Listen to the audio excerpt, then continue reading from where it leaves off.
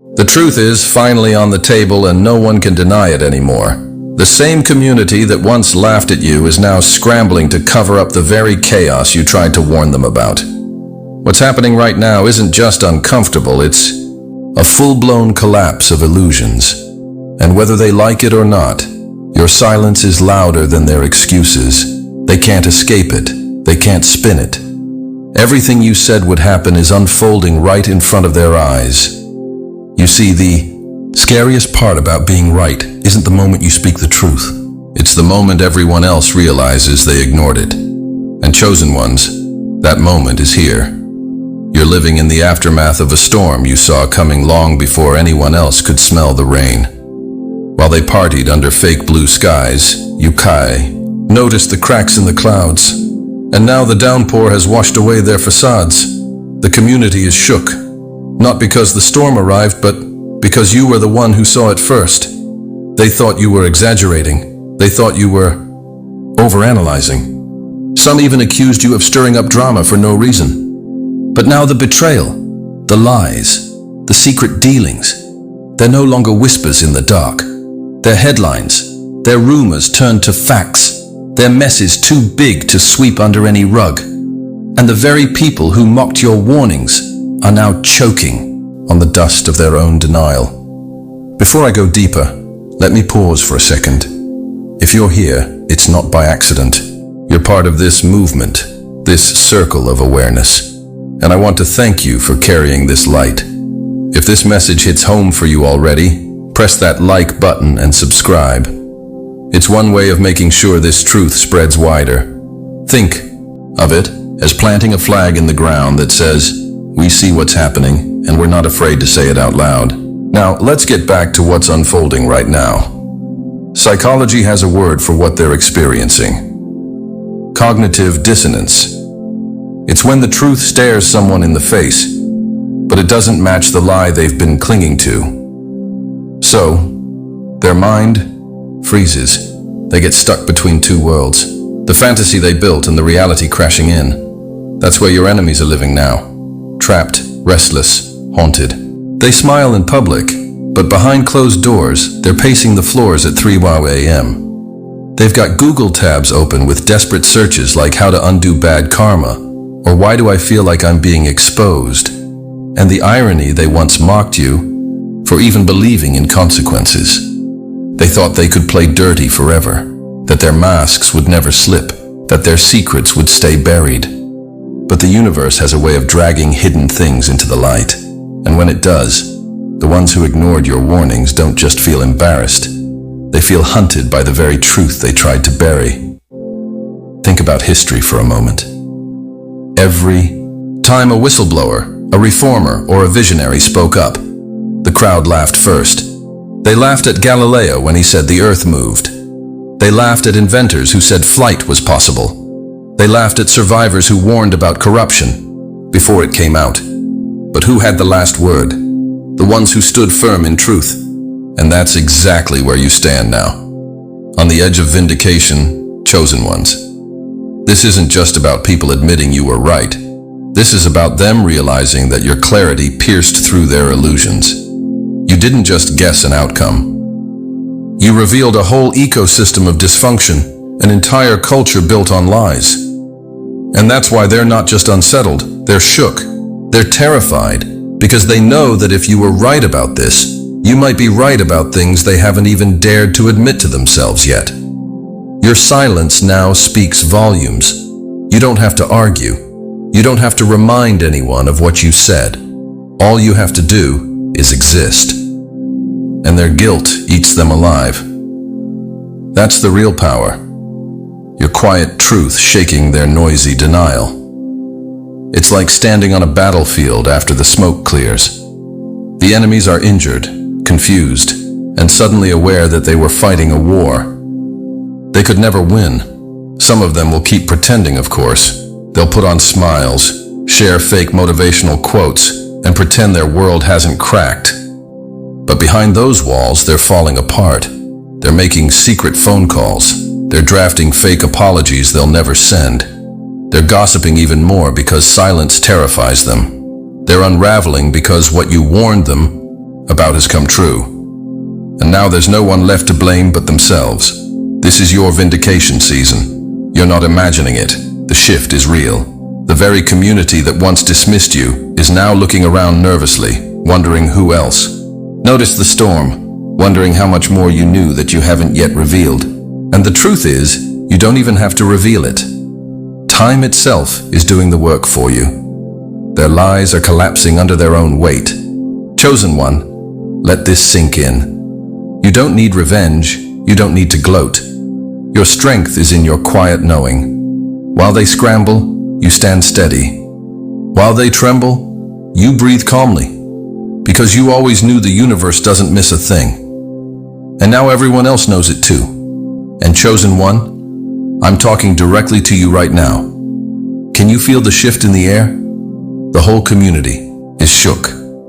Not because the storm came, but because you stood in truth when no one else dared. That's why you need to lean in and stay with me. What's about to unfold in this message isn't random. It's the exact blueprint of how everything you warned them about is finally coming to the surface. If you've ever felt ignored, laughed at, or called crazy, this is your moment of vindication, and you won't want to miss a single word. So, here's what I want you to do. Pause for 1 second. Press that like button and subscribe right now. That's not just for me.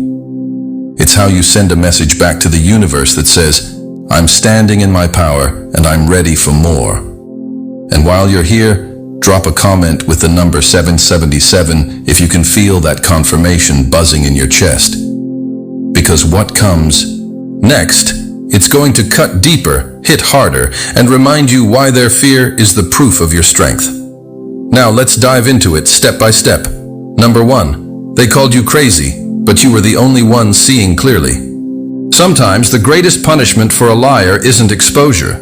It's living long enough to watch the truth they denied swallow them whole. That's where your enemies are now. They once called you paranoid, dramatic, negative.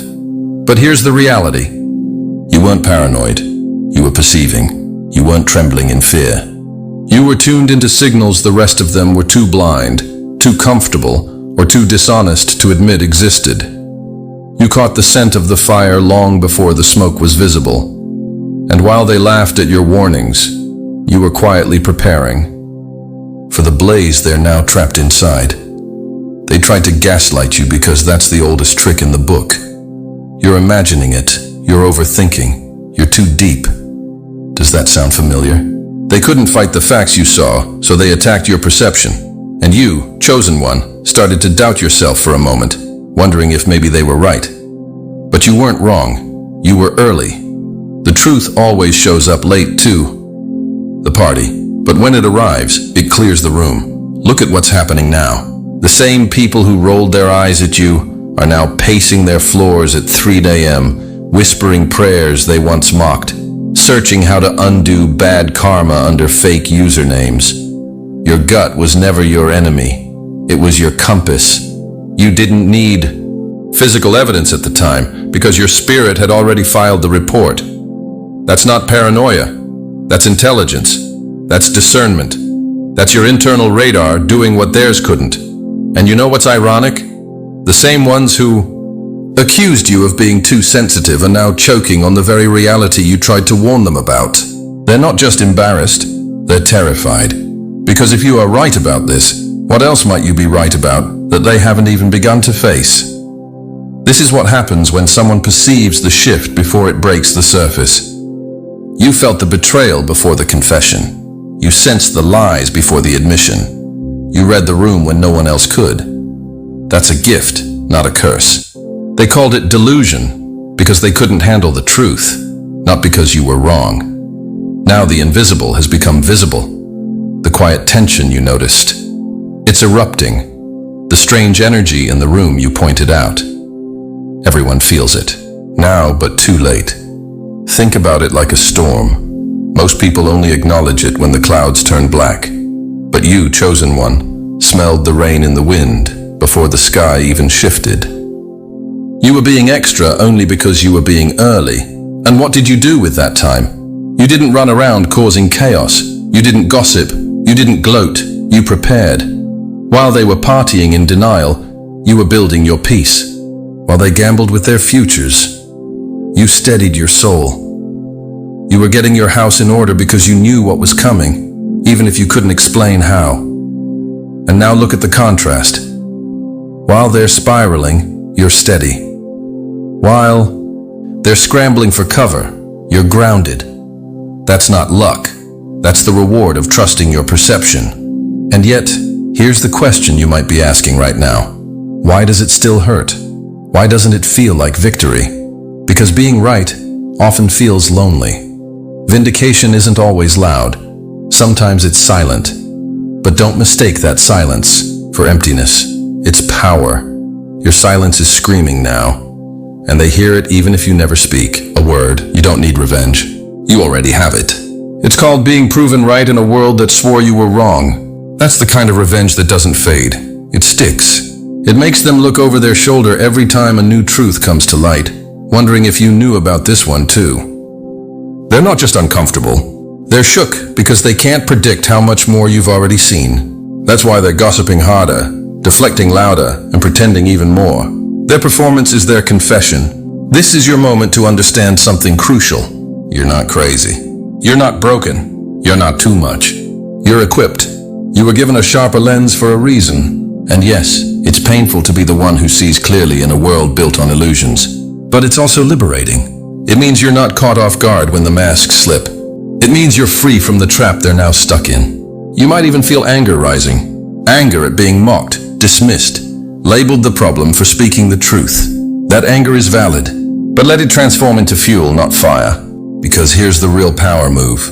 You don't even have to say, "I told you so." Your peace says it for you. Your stability says it for you. The calm way you're moving through this chaos is louder than any accusation you could make. Do you see what's happening? Their attempts to silence you became their own silence. Their attempt to discredit you became their own discredit.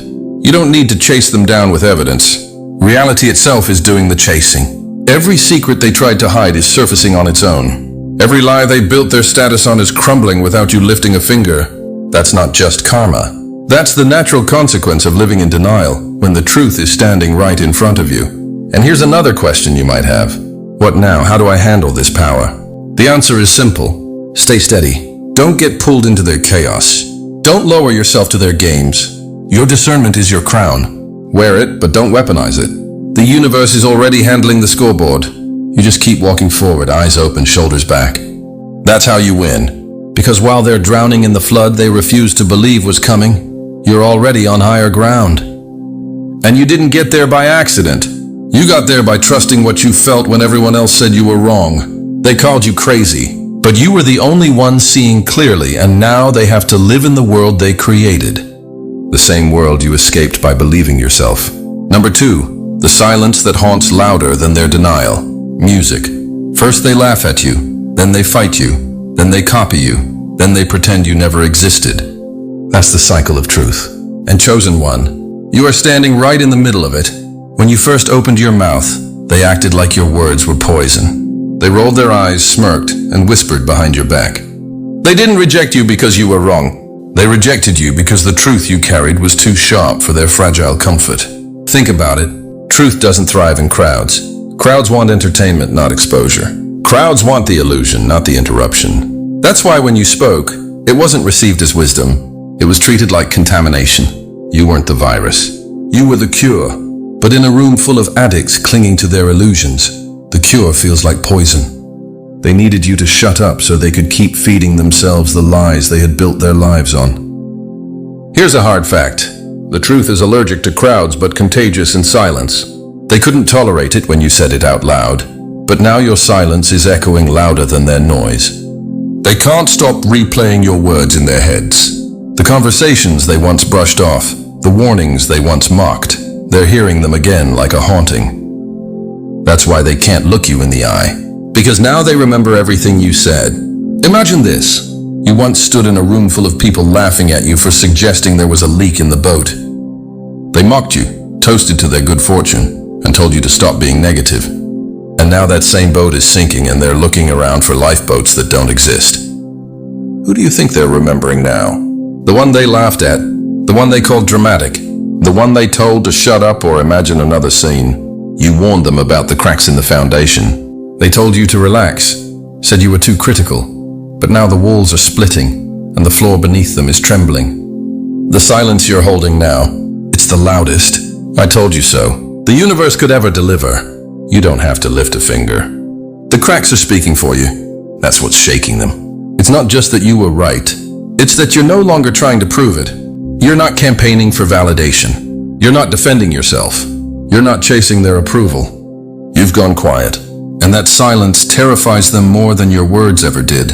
Why? Because silence forces people to think, and your silence is forcing them to face what they've been running from. Truth doesn't shout, it waits. And when it finally speaks, it doesn't argue. It confirms that's the season you're in right now. Your truth doesn't need a crowd. It just needs time, and time has caught up to them. Maybe you've wondered, why didn't they listen when I tried to help? Why didn't they take me seriously? The answer is simple. They couldn't afford to. If you were right, their entire world would crumble. Their relationships, their status, their identities, they all depended on the lie. It was easier to label you bitter, dramatic, or doing too much than it was to face their own denial. They needed you to be wrong because your truth was the wrecking ball aimed at the home they built on sand. But denial only works until reality breaks the door down. And that's what's happening now. The silence is becoming contagious. People who once mocked you are now whispering behind closed doors. They're replaying your conversations, connecting dots they refused to see before. They're watching the collapse of everything they tried to protect. And it's dawning on them. You were never the problem. Their fear of truth was. Silence is not empty. It's full of answers. That's what they're learning. Every time you don't speak, it leaves them alone with their own thoughts. And those thoughts are ruthless. They're starting to recall every warning you gave, every gut feeling you had, every uncomfortable truth you placed in front of them. They don't remember the gossip or the noise anymore. They remember your voice. And that memory is their punishment. Imagine this too. Silence is like an unfinished song stuck in someone's head. It loops. It repeats. It nags. They're haunted by your melody because you never gave them closure. You never retracted your words. Never apologized for your insight. Never begged them to see you differently. You left it hanging. And now they're forced to hum along to a song they once swore didn't exist. And here's the most brutal irony. The silence that once made them feel powerful now makes them feel powerless. They thought shutting you down, ignoring you, or outnumbering you gave them control. But the truth doesn't disappear when ignored. It multiplies in the shadows. It spreads quietly like fire under the floorboards until it bursts through where everyone can see it. That's what's happening right now. The silence you've kept is being contagious. It's infecting their minds, infecting their conversations, infecting their peace. Now they whisper the very things they once shouted against. They repeat your words as if they thought of them first. They act like they've just discovered what you've always known. And isn't that the final proof? The same voices that tried to bury you are now resurrecting your truth in secret. They don't give you credit, but deep down they know where it came from. They know you said it first. They know you carried it when it was unpopular, and that knowledge is what eats them alive. Truth doesn't need defenders.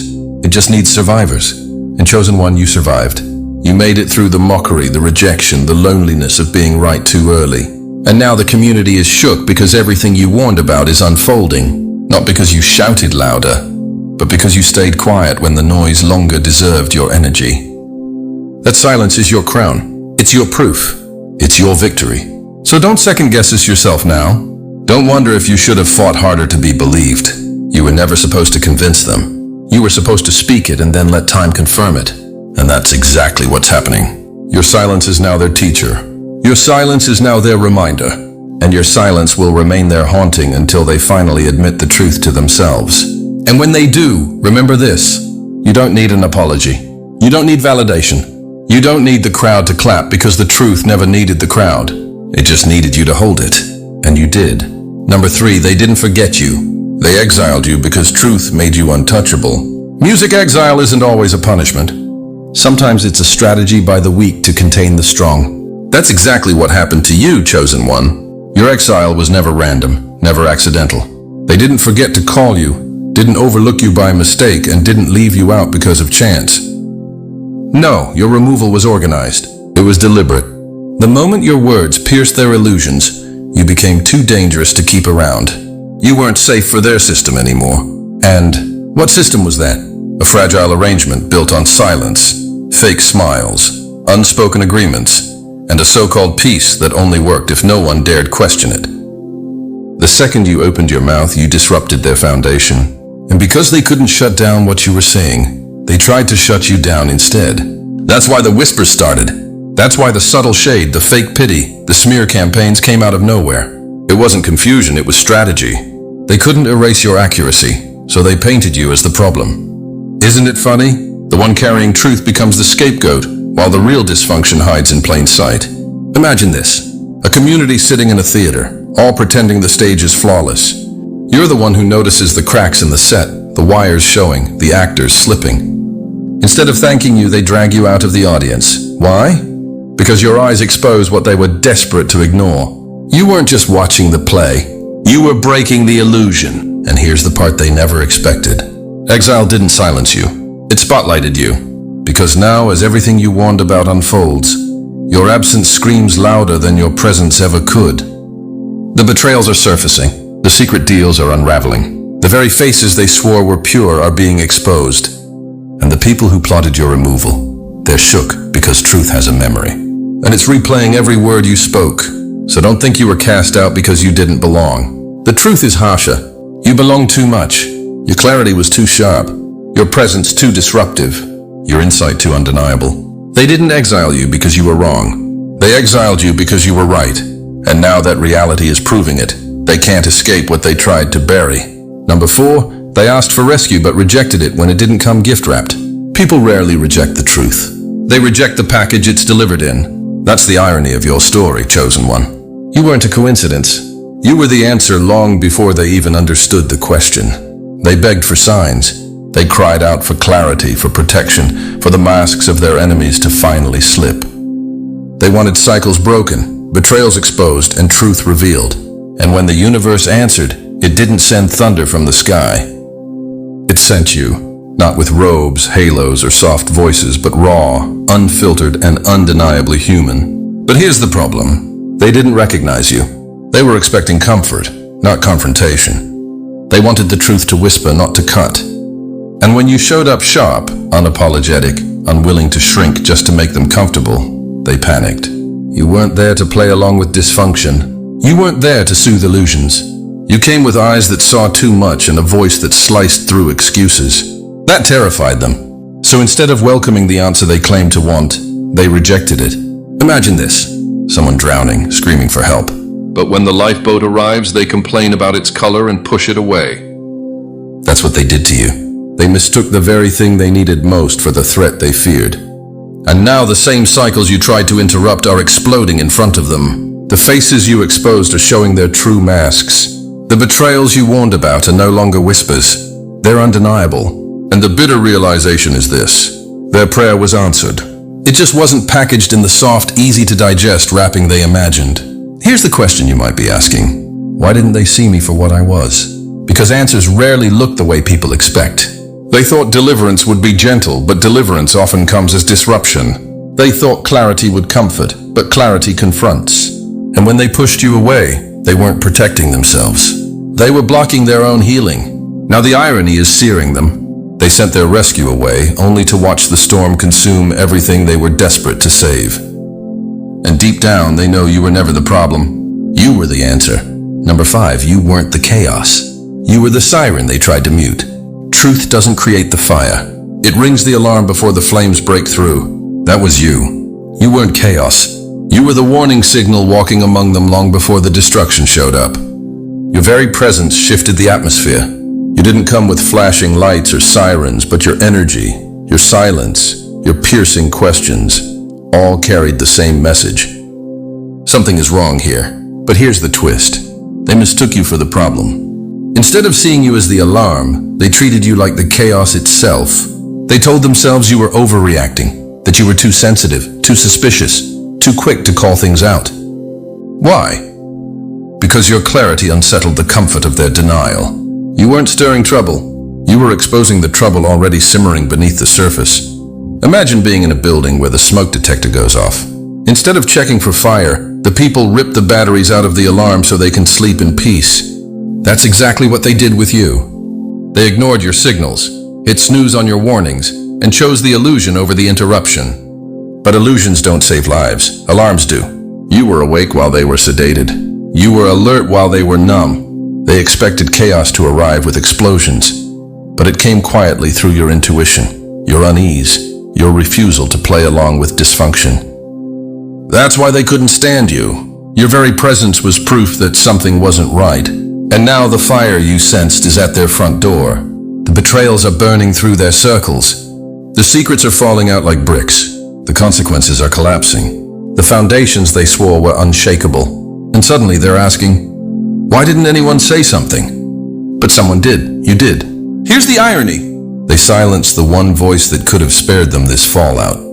They shut down the very siren that was trying to save them. Not because you were wrong, but because your warning came from someone they underestimated. Someone they didn't want to admit was right. And now every consequence reminds them of you. The alarm they ignored, the voice they silenced, the signal they can never erase. Number 6, they weren't blind. They were willing accomplices to the lie. Cowardice is never ignorance. It's a choice to see and still pretend you don't. That's what the community was guilty of.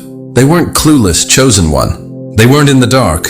They saw the shifts, heard the whispers, felt the tension in the air the same way you did.